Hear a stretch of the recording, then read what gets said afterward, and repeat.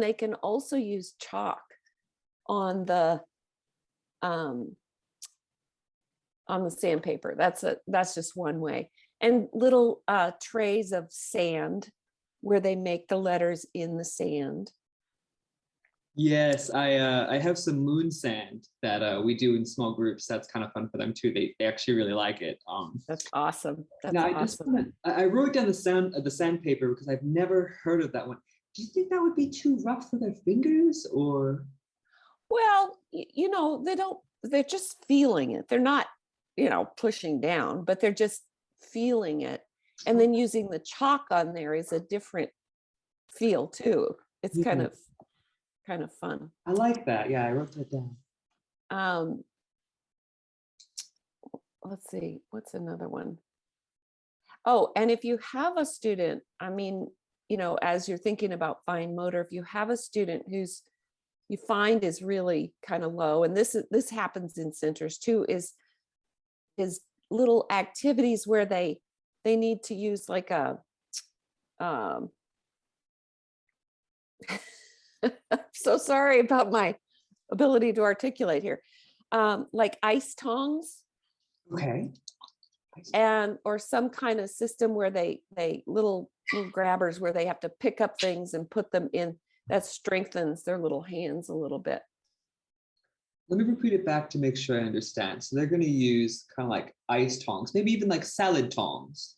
Well, maybe not salad tongs, they're kind of clicky, but maybe with the rubber. And they actually, you might look on some of those sites for early childhood classrooms because they have little plastic ones, that they can easily operate.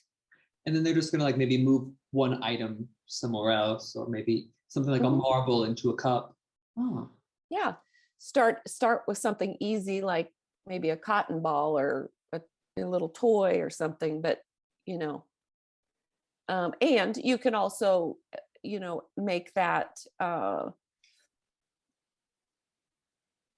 you could tie it to your letter that you're working with, like have little characters or little toys. And so the object of the little game is to find and put in a container everything that starts with the letter K, or you can, there's lots of different things you can do. Let's see.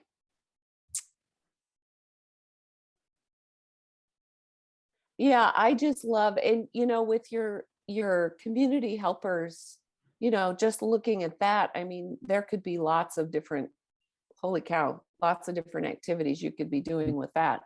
But I love to, again, back to scaffolding, you start with the letter and, you play with the sounds. I love how you play with the sounds. I just think that's so cute. And they mimic you, which very sweet. Yeah. Is so powerful, and then putting it into a sentence. And then you begin to introduce a and an, which is very organic in what you're doing there. They're just seeing it, because you couldn't explain that to them, but they're seeing it.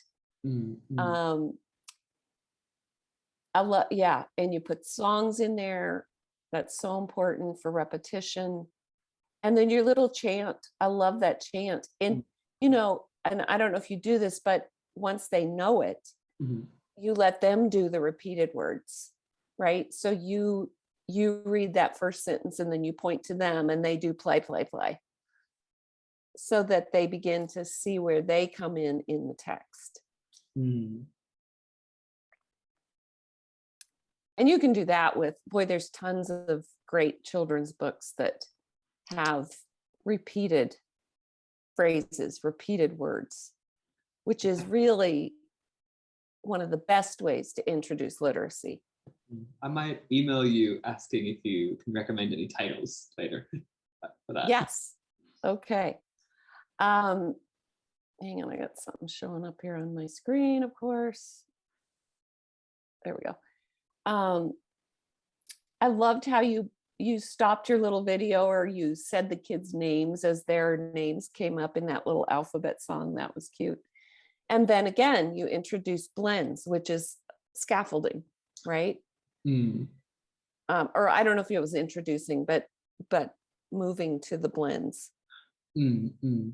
Well, well, thanks for pointing that out. Yeah, I think for the students that, because we're not in person, we really have to show them that these are two individual letters, but when they're together, they make a completely new sound, which really isn't so obvious. So that's kind of why we throw the, what letters do you see? I see letters C and H. What do C and H say, etc.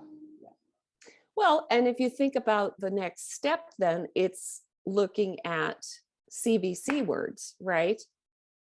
Where we're getting blends. Now we're going to sound out like cat. And that's one thing actually that I'm kind of trying to at least prepare myself to prepare them for, is because back in the countryside, like we didn't teach like individual letter sounds and then digraphs. Like we went like individual letters, like we got them to recognize, uppercase and lowercase have their corresponding other, but then it went into CVC. And then kind of digraphs were kind of maybe not so important. So, it's kind of interesting to be here and just go from letters into digraphs. So maybe this is the better way to do it, but I'm a little bit less experienced in this aspect. Yeah, I'm sure there are theories, both ways, but I think it can be done kind of at the same time, because if you're really, it's all under that category of learning how to now blend. Now we're going to take these letters and sounds and we're going to put them into words, Yeah, right? So the CVC, and then you get into rhyming words. Mm. And again, children's books are lovely for rhyming, beginning to hear rhymes and then showing them with simple words like cat, bat, hat, right? What can we put in there? That's the beginning. And I remember a mentor teacher when I first started teaching kindergarten used to do, we would do physical movement for CVC words once they kind of got the idea. So like even, snapping, first sound, middle, Okay. or physically moving. Oh yeah, I will do this for syllables. Yeah.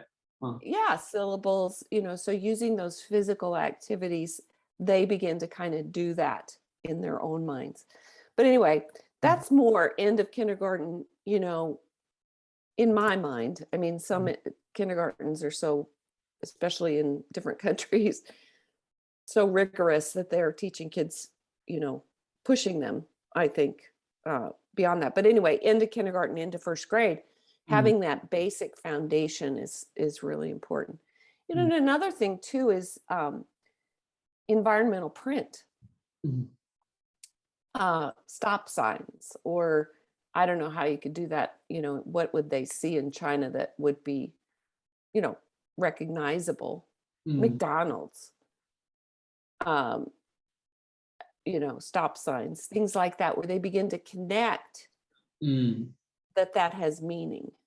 Yeah, we actually shortly before the lockdown, we one of the UOI topics was like signs. So like really understanding what all these signs mean. So like bathroom signs, and wet floor signs, like everything like this. Yeah.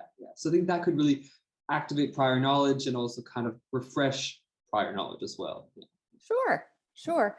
And they may not, it's like when you're learning the language, you begin to a different language, you begin to recognize, yeah, that means this.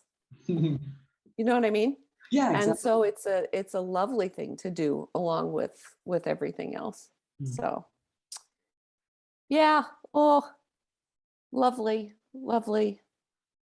I have to go back to how well they respond to you. And I know I've told you this before, but you are just a natural. I mean, that means a lot.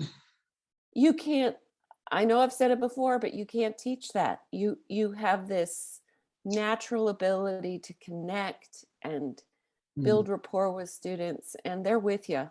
If you don't have that, everything really else doesn't.